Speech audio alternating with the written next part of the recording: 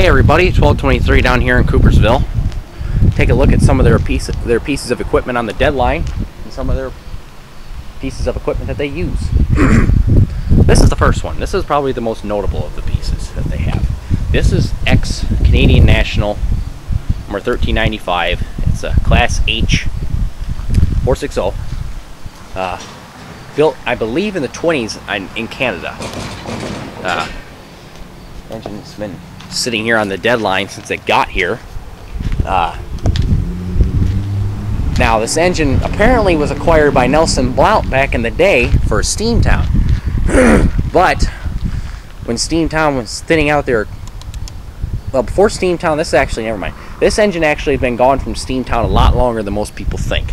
This engine was moved from Steamtown back in the 70s to be restored to operation over in the Thumb area, which I did not know until fairly recently. It ran for about a month in the Thumb before it was abandoned, and then was rediscovered, and the Coopersville and Marne acquired it, and they've had it since then. Fortunately, they haven't been able to do anything with it, because the longer it sits here, and especially with its time in the Thumb, it has gotten pretty bad. The raised lettering is still on the cab, which gives it at least some sort of identity. All the wood on it's rotted out or dry rotted to the point to where it would all need to be replaced. The tender is completely gone in terms of condition wise. It's rotted right through. You can see light in there. So the whole body needs to be replaced. I hear the tender frame is cracked. I don't know. But that's what I hear from a pretty reliable source. The cab's completely rotted out. It would need replacing. Like I said, all the wood would need replacing. I don't know the condition of the bearings. Probably pretty bad, considering this engine never really moves. Boiler jacketing's gone. I don't know the condition of the boiler. I hear this engine is pretty rough overall. I hear this engine would have a better chance of coming back than the John Angler. So, tells you a lot about the condition of this engine. Here's the front of the engine. Now, most of the pieces that you see here are pieces that they know that that will not get stolen on the engine. Most of the appliances on this engine are stored in a very safe and dry environment, so you will not have to worry about anybody stealing pieces off this engine. I don't know what those plates say on the front of the boiler, but we're going to take a move on here. This is a very large engine too for a 460. I've seen only a few steamers for as big of a steam fan as I am, and it's a fairly large engine. This engine is a little more interesting. It's an Alco RS1 660 horsepower switcher. Ex-Tuscola and Saginaw Bay engine was the last person that used it in operation. Has a very interesting history. The original user actually was the Rutland Railroad. This was one of several Alcos the Rutland purchased back when they dieselized. Number 2394, at least that's what the Tuscola and Saginaw Bay kept it as.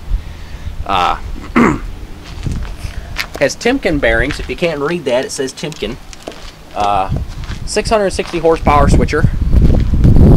Still in Tuscola and Saginaw Bay paint, which you can tell was painted on by hand some point in time. It's pretty worn off. There's the bell, actually, which used to be powered by air, but the clapper's gone.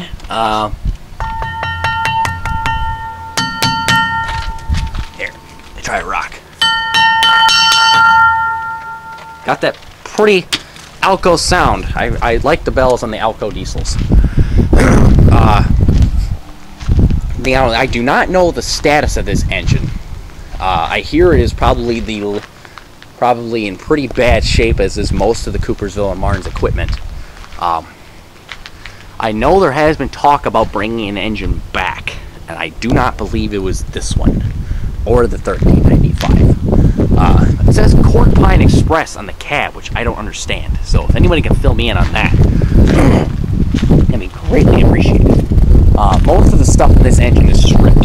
It was a parts engine, I believe, back when it was last at the TSBY. So the third and final engine on the deadline here is this Canadian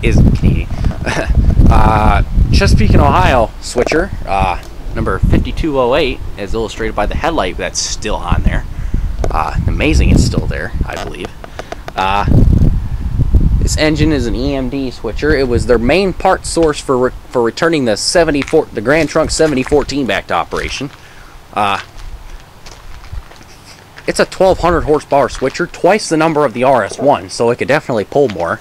I do not remember the build date exactly, but it's reportedly in pretty good shape for the stuff that they have. Now I hear that for the 25th they might be talking about bringing an engine back, and I believe it's this one. I'm not quite sure, but I believe it's this one. So, whatever equipment they decide to bring back, it'll be interesting to see, because there's not much to restore around here. Plenty of track maintenance equipment, I will give them that. For as little track maintenance that they do, they have most of it as surplus. So, but this is probably the engine that they favor to bring back, because the steamer would be way too much. TSBY apparently doesn't have enough horsepower, which 660 horsepower is still a lot. And the 5208 apparently is just in better shape. From what I hear, it's mainly engine.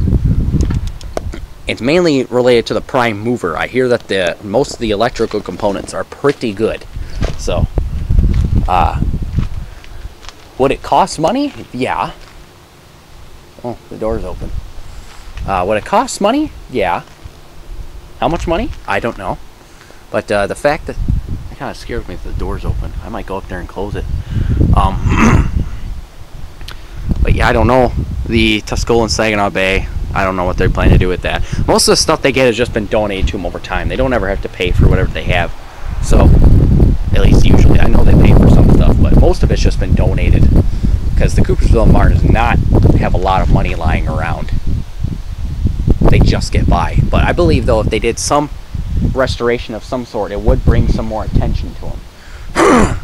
Whether it would be diesel or steam. Steam, we know, would definitely be an attention getter. So, but anyway, Coopersville and Marne Railway's deadline. We'll take a look at some other pieces of equipment. 1223 out. Okay, so I'm walking down here, and there's a C&O baggage that the group is doing some work to. I don't know what exactly they're doing up in there. The car needs some serious amount of work, I'll tell you that. And this wood caboose, which also needs some serious work. I don't know the road name on this caboose. I do see some yellow, so I'm going to guess C&O. Some scrap metal and other pieces that the railroad has acquired for various reasons. A chassis system flat with rails on it, and their 44-tonner switcher that is operational. It's their only other operational locomotive next to the Grand Trunk engine.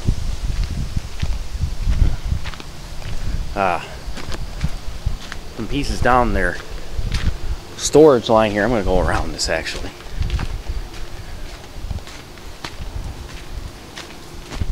I know the tonner has not been used in a while, but it is operational.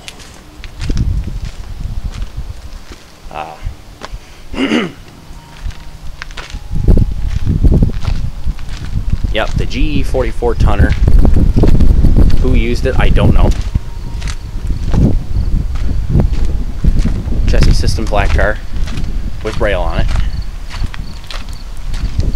The X Spring Lake Depot that they use as their office.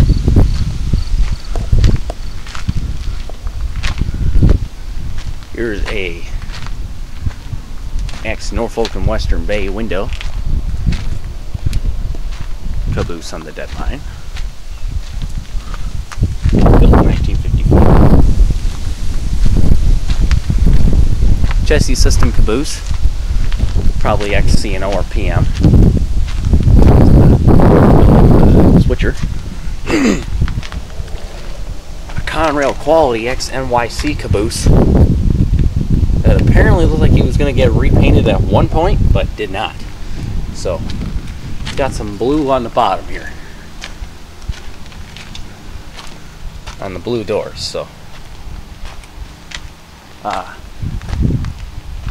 Besides, there's 4 passenger cars down there, an ex-Army passenger car. There are 2 Delaware Lackawanna commuters and a couple heavyweights. Here's the Coopersville and Marne's caboose that you can charter.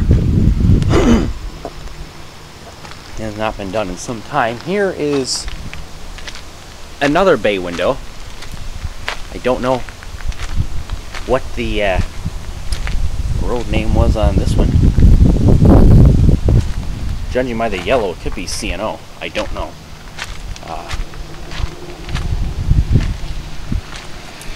Probably was CNO.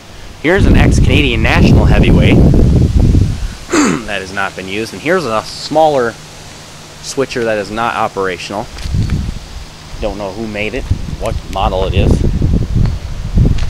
This here's another one. This here is a version of one of the coaches that the Coopersville and Marne uses. It looks like it's back here for something. I don't know what, because it was being used just last weekend. So, not last weekend, but a couple weekends ago, it was on the train. So I don't know exactly why it's back here. Here's the raw moist wrecking crane made by Buckeye. A massive machine. I do not believe it's operational. With the car that the appliances sit on. CNO. And their smaller crane, American diesel electric crane, used for track maintenance. So, and here's a bucket for one of their cranes. So, that's about just the overall overview of the Coopersville and Marne's railway equipment. And hope you enjoyed it. 12:23. Out.